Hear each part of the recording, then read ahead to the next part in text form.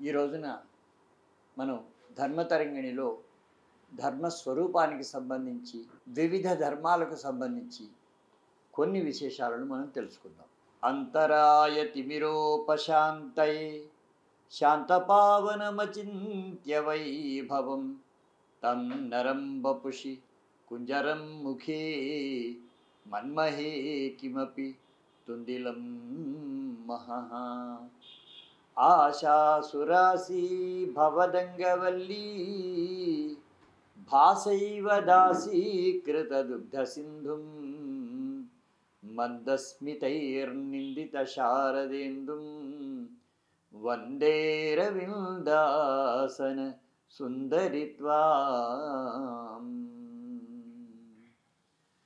వివస్వంతం మనున్నౌమి గౌతమంచ పరాశరం యాజ్ఞవల్కం తథైవాద్య ధర్మజ్ఞానార్థసిద్ధయే. ధర్మం యొక్క స్వరూపం చాలా గహనమైనటువంటిది. గహనము అంటే లోతు అని అర్థం.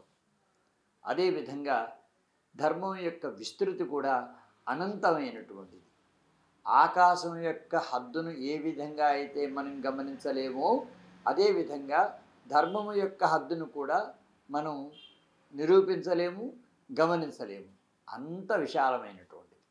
కారణం సకల చరాచర జగత్తులో పిపీలికాది బ్రహ్మపర్యంతము కూడా ప్రతి ఒక్కరికి ఒక్కొక్క రకమైన ధర్మము చెప్పబడి ఉన్నది.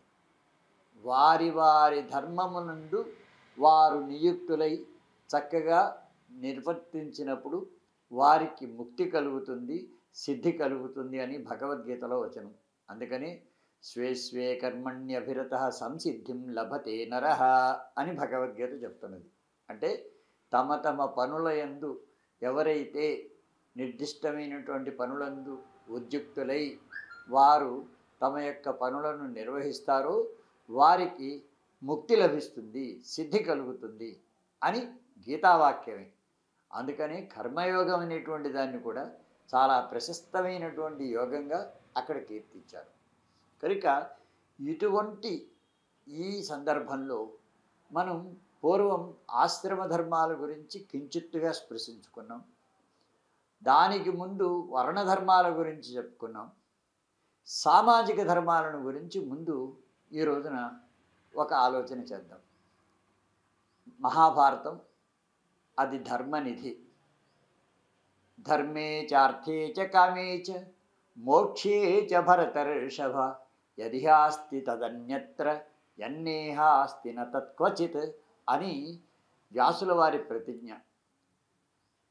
పురుషార్థములు 4: ధర్మము, అర్థము, కామము, మోక్షము అని.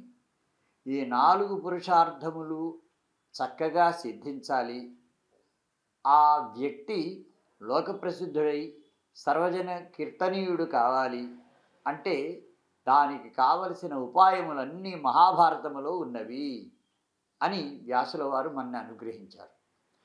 అటువంటి మహత్తరమైనటువంటి ధర్మతత్వాన్ని మనం తెలుసుకునేటువంటి ప్రయత్నంలో ఒక సరస్సు దగ్గరికి వెళ్ళిన వానికి లేదా ఒక పుణ్యనదికి వెళ్ళినటువంటి వానికి తనకు ఆ నది నుంచి ఎంత జలం కావాలంటే తన పాత్రను బట్టి అంత జలాన్ని తాను తెచ్చుకోగలిగినటువంటి విధి ఉన్నట్టుగానే అలాగే ఈ ధర్మనిధి అయినటువంటి మహాభారతాన్ని తరచి చదివి చూసి ఉపాసించినటువంటి వారికి ఎవరికి ఎంత కావాలో అంత లభిస్తుంది.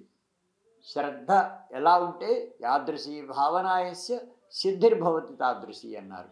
కనుక ఎవని యొక్క భావన ఎలా ఉంటే వాని యొక్క సిద్ధి కూడా అలాగే ఉంటుంది. కనుక అటువంటి మహాభారతంలో సామాన్య ధర్మాలు, సార్వజనికమైనటువంటి ధర్మాలను గురించి చెబుతూ ధర్మ నిర్వచనాన్ని ఇలా చెప్పారు.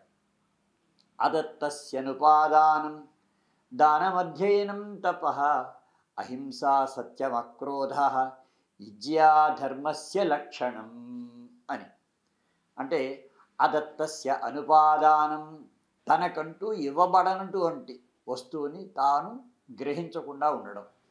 అక్కడ ఒక మహత్తరమైన కౌస్తుభమణి లాంటి మణిని అక్కడ ముందు పెట్టారు. కానీ ఆ మణి ఇతనికి సంబంధించినటువంటిది కాదు. అటువంటి సమయంలో అతను దాన్ని గ్రహించవచ్చునా, కనీసం ముట్టుకోవచ్చునా, చూడవచ్చునా అంటే లోష్ఠవత్ పరద్రవ్యేషు అన్నారు. తనది కాని ద్రవ్యాన్ని ఒక గులకరాయిని చూసినట్టు చూడాలట, ఒక మట్టి ముద్దని చూసినట్టు చూడాలి. అంతేకాని దాని పట్ల ఆసక్తిని పెంచుకోకూడదు అక్కడది ఉన్నప్పటికీ కూడా. అది ధర్మం అంటే. అందుకని ఆ విధంగా అదత్తస్య అనుపాదానం మొదటిది, దానం రెండవది. అంటే తాను ఇతరుల వస్తువులను ముట్టుకోకూడదు, తన దగ్గర ఉన్నటువంటి దాన్ని ఇతరులకు పంచడం అనేటువంటిది. దీని గురించి చెప్తూ మనకు భర్తృహరి చెప్పాడు, ఉపార్జితానాం విత్తానాం త్యాగయేవహి రక్షణం అని. అంటే సంపాదించినటువంటి విత్తాన్ని, ధనాన్ని ఎలా రక్షించుకోవాలి అంటే రక్షక భటుల్ని పెట్టి దానికి కాపలా కాయండయ్యా, మీకు మాసిక వేతనం ఇస్తాను, ప్రతి నెల ఇంత అని వేతనం ఇస్తాను అని చెప్పడం వల్ల ప్రయోజనం లేదు, దాచుకోవడం వల్ల ప్రయోజనం లేదు. దానం భోగో నాశః తిస్రో గతయః భవంతి విత్తస్య యః నదదాతి నభుంక్తే తస్య తృతీయాగతిర్భవతి అని భర్తృహరి వచనం. దానమని, అనుభవించడం అని, అదేవిధంగా నాశః, తాను తినకుండా ఇతరులకు పెట్టకుండా దాస్తే ఏ చోరుల పాలు అవుతుంది, ఏ నేల పాలు అవుతుంది, లేదా భూకంపాదుల్లో అది కొట్టుకుపోతుంది. అందుకని ఈ 3 విధములైనటువంటి ధనవ్యయ పద్ధతుల్లో ఉత్తమమైనటువంటిది ఏమిటి అంటే తాను తినడం మధ్యమం, ఎవరూ తినకుండా వదిలేయడం అధమం, ఉత్తమోత్తమం ఏమిటంటే దానం చేయడం. అందుకని ఉపార్జితానాం విత్తానాం త్యాగయేవహి రక్షణం అని చెప్పారు. అంటే సంపాదించినటువంటి ధనానికి ఏకైక రక్షణ విధి ఏమిటి అంటే త్యాగం చేయడం అని చెప్పారన్నమాట. కనుక దానం చేయాలి అని చెప్పారు. అదత్తస్య అనుపాదానం దానం అధ్యయనం, అధ్యయనేన సిద్ధపురుషో భవతి అని మనకు ప్రయోగం ఉన్నది. అదే మనకి ఆంగ్లంలో కూడా రీడింగ్ మేక్స్ రెడీ మ్యాన్ అని చెప్పారు. కాబట్టి చదవడం వల్ల ఏమవుతుందంటే సిద్ధపురుషుడు అవుతాడట. అంటే ఏ కాలంలో ఎలా ప్రవర్తించాలో చక్కగా తెలిసిన వాడు అవుతాడనమాట. దానికోసమని మనం నిరంతరంగా చక్కగా చదువుకుంటూ ఉండాలి. ఏం చదవాలి? స్వాధ్యాయం. స్వాధ్యాయం అంటే వేద విధులు ఎవరైతే ఉన్నారో వారికి స్వాధ్యాయం అంటే ఉత్తమమైన వేదాలను చదువుకోవడం. మరి సామాన్యులు ఏం చేయాలి అంటే పురాణాలు పఠించవచ్చు, ఇతిహాసాలను పఠించవచ్చు, నీతి స్తోత్రములు ఏవైతే ఉన్నాయో నీతి శ్లోక సముదాయములు, శతకములు వాటిని చదువుకోవచ్చు, భక్తి స్తోత్రములను పఠించుకోవచ్చు. ఇవన్నీ కూడా స్వాధ్యాయంలోకే వస్తాయి.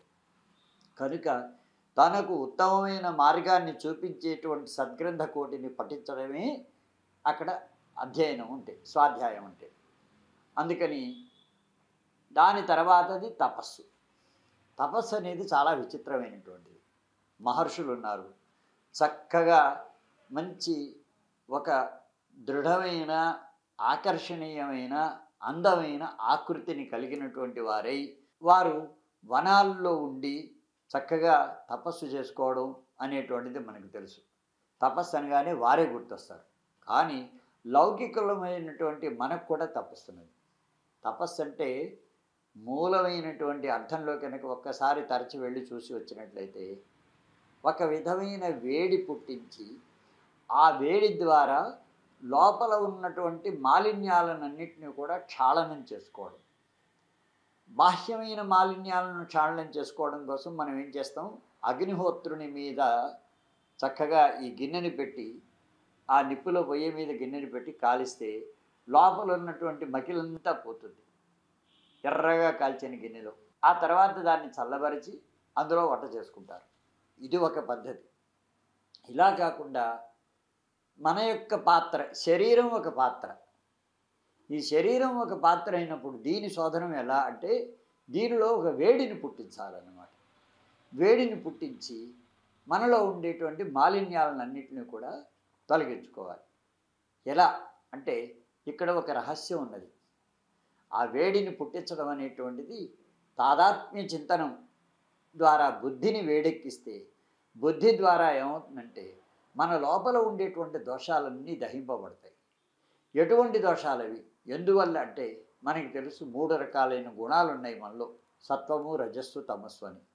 అందుకని ఈ 3 రకాలైనటువంటి గుణాలు ఏవైతే ఉన్నాయో, ఈ 3 రకాల గుణాల్లో గుణం అంటే తాడు అని చెప్పుకున్నాం. ఇవన్నీ మనని సంసారానికి కట్టిపడేస్తాయి అన్నమాట. సత్వం కూడా కట్టిపడేసేటువంటిది, అది తాడే. అది సుఖంతో మనని కట్టేస్తుంది. అలాగే రజస్సు కర్మతో కట్టేస్తుంది, అదేవిధంగా తమస్సు నిద్రతో కట్టేస్తుంది. కాబట్టి మనం ఎక్కువ పని చేస్తున్నామంటే రజోగుణం బాగా వృద్ధిలో ఉన్నది అని. మనం ఆనందాన్ని అనుభవిస్తున్నాము, ఒక శ్లోకాన్ని చదివాం ఆనందం పొందుతున్నాం, పూజ చేసుకున్నాం ఆనందం పొందుతున్నాం, పక్క వాళ్ళకి సహాయం చేసాం ఆనందం పొందుతున్నాం. ఇలాంటి సమయాల్లో మనలో సత్వగుణం వృద్ధి చెంది ఉన్నది అని మనం గమనించాలి. అలాగే బాగా నిద్రపోతున్నాం, ఏ పని చేయాలనిపించట్లేదు, ఒళ్ళు జోగుతోంది. ఇటువంటి పరిస్థితిలో మనలో తమో గుణం బాగా పెరిగిపోయి ఉన్నది అని గమనించాలన్నమాట. కాబట్టి ఈ విధంగా త్రిగుణాలు ఎప్పుడు కూడా బాధిస్తూ ఉంటాయి మనిషిని. ఇందులో రజస్సు వల్ల ఏర్పడేటువంటి గుణాలు చాలా భీకరమైనటువంటివి. దీనికి ఒక ఉదాహరణగా మనం ఒక విషయాన్ని చెప్పుకోవచ్చు. అప్పుడే కొత్తగా మనం ఒక అద్దాన్ని కొన్నాం. ఆ అద్దాన్ని మనం అక్కడ ఇంట్లో ఒక ప్రధానమైనటువంటి ప్రదేశంలో, ఎత్తైన ప్రదేశంలో పెట్టాం. కొనేటువంటి సమయంలో ఆ దుకాణదారుడు ఆ అద్దాన్ని శుభ్రంగా శోధనం చేసి మనకిస్తాడు. తళతళ స్వచ్ఛంగా మెరుస్తూ ఉన్నటువంటి అద్దాన్ని ఇచ్చాడు. మనం ఏం చేసాం, దాన్ని ఒక గూట్లో పెట్టాం.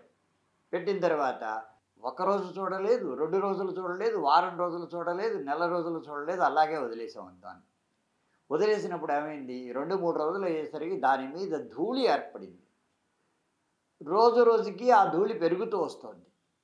పెరుగుతూ వస్తూ నెల రోజులో 2 నెలల్లో అయ్యేసరికి కిందన అద్దం కనబడనంత ధూళి దాని మీద పేరుకుందనమాట. పేరుకున్నప్పుడు అక్కడ గమనించవలసింది ఏంటంటే, రజస్సు అనేటువంటి శబ్దానికి ధూళి అని అర్థం. ఈ ధూళి పొరకి మధ్యలో కొంత అంధకారం చేరుతోందన్నమాట. కాబట్టి ఈ విధమైనటువంటి వ్యవస్థను మనం కనుక గమనించినట్లయితే, శుద్ధంగా ప్రకాశించేటువంటి తత్వం కలిగినటువంటిది సత్వం. ఈ ధూళంతా కూడా రజస్సు, దుమ్ము. ఈ ధూళికి మధ్యలో ఉండేటువంటి ఆ అంతరంలో ఉండేటువంటి అంధకారం తమస్సు అని. కనుక మానవుని యొక్క హృదయంలో కూడా ఇదే విధంగా హృదయం ప్రకాశిస్తోంది అంటే సత్వం ఉన్నది. హృదయంలో దుమ్ము చేరడం అంటే సంస్కారాలు అన్నమాట. వాడిని కలవాలి, వీడిని కలవాలి, ఆ పని చేయాలి, ఈ పని చేయాలి, అది సాధించాలి, ఇది సాధించాలి, దాన్ని సంపాదించాలి, దీన్ని సంపాదించాలి, ఇలాంటి భావనలు ఏవైతే ఉన్నాయో ఇవన్నీ రజోగుణ ప్రధానములివి అని తెలుసుకోవాలి. అలాగే చివరికి మనం గమనించవలసినటువంటి విషయం ఏంటంటే తమస్సు. ఏ పని చేయను, ఎక్కడికి వెళ్ళను, అన్నీ నాకు కావాలి, నేను నిద్రపోవాలి అనేటువంటి ఒక విధమైనటువంటి స్వార్థచింతనం ఏదైతే ఉన్నదో అది తమస్సు. కనుక ఇటువంటి ఈ భావనలకు లోనైనటువంటి సమయంలో ఈ భావనలన్నింటినీ కూడా దహించాలంటే ఒక వేడి కావాలి. ఆ వేడి అహంకారంలో పుట్టాలి, ఆ వేడి బుద్ధిలో పుట్టాలి, ఆ వేడి మనస్సులో పుట్టాలి. అప్పుడు ఈ లోపల ఉండేటువంటి రజస్సంతా దగ్ధం అవుతుంది, పాపాలన్నీ తొలగిపోయి మనస్సు శుద్ధం అవుతుంది.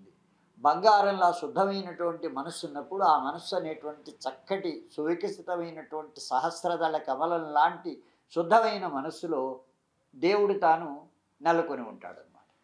అందుకోసం అని చెప్పేసి అధ్యయనం తపస్సు అంటే అది మనం చేయవలసింది. వేడి పుట్టించి జ్ఞానాగ్నిదగ్ధ కర్మాణి అని భగవద్గీతలో చెప్పినటువంటి విధంగా తపస్సు ద్వారా జ్ఞానాన్ని సంపాదించి జ్ఞానం ద్వారా మనలో ఉండేటువంటి పాపములన్నింటినీ కూడా తొలగించుకోవడం, ఇది ఒక పని చేయాలి. తర్వాత అహింస. హింస కానిది అహింస అన్నారు. హింస గురించి చెబుతూ పతంజలి మహర్షి ప్రతి ఇతర గుణాలని కూడా అనుకూలమైన పదాలతోటి నిర్వచించారు. కానీ అహింసను మాత్రం చక్కగా ఆయన నిర్వచించినటువంటి విధానం వేరు. అహింసను నిర్వచించడం కోసం మొదట ఆయన హింస అంటే ఏమిటో చెప్పారు. ఆ హింస ఏమిటి అంటే హింస గురించి ఆయన వివరించేటువంటి సమయంలో చెప్పేటువంటిది ఏమిటంటే, పక్క మనిషిని బాధించడం హింస. ఆ హింస ఎన్ని రకాలుగా ఉంటుంది? ప్రాథమికంగా అది శారీరకమైన హింస, ఆ తర్వాత మానసికం, ఆ తర్వాత వాచికం. దాంట్లోంచి కామక్రోధ లోభాల వల్ల వచ్చేటువంటిది. అది మృదు మధ్య తీవ్రగతుల్లో ఉండేటువంటిది. ఈ విధంగా 81 రకాలైనటువంటి హింస. కాబట్టి ఈ హింస సత్యాన్నే మాట్లాడడం, అక్రోధం, ఈ హింసలు, ఈ 81 హింసలు లేకపోవడం అహింస.